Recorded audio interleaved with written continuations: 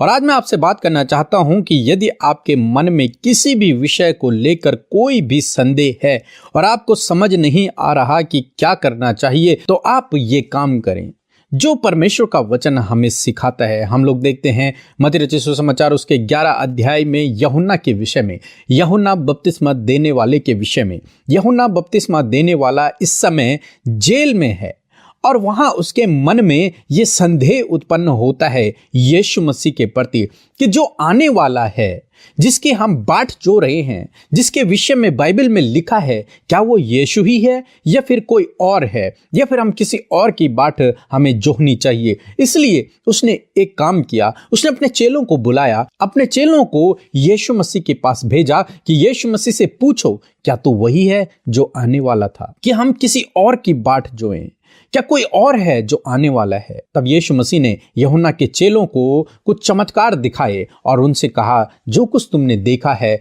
वो सब यूहन्ना को बता दो। दोस्तों, यहां पर हम लोग देखते हैं जब यूहन्ना के मन में संदेह उत्पन्न हुआ तो उस संदेह को, उस डाउट को उसने अपने तक ही सीमित नहीं रखा। उसने यीशु मसीह के पास अपने चेलों को भेजा और अपने उस डाउट को यीशु मसीह से क्लियर किया और यीशु मसीह ने उसके डाउट को, उसके संदेह को पूर्ण रूप से समाप्त कर दिया सच्चाई को बताकर। ये वही यूहन्ना बपतिस्मा देने वाला है जिसने यीशु को बपतिस्मा दिया, जिसने यीशु मसीह के ऊपर पवित्र आत्मा को उतरते हुए देखा, जिसने भविष्यवाणी को सुना कि ये मेरा प्रिय पुत्र है, इसकी सुनो। वही यूहन्ना उसी यीशु के ऊपर संदेह करता है। कारण क्या है? परिस्थितियों के कारण, क्योंकि वो इस समय जेल में है, निर्दोष व्यक्ति है और जेल में है, बिना किसी गुनाह के उसे जेल में डाल दिया गया है। इसलिए उसके मन में संदेह उत्पन्न हो रहा है, यदि यीशु वो उद्धार करता है तो ये मेरा न्याय क्यों नहीं कर रहा, ये मुझे इस जेल से छुड़ा क्यों नहीं रहा है।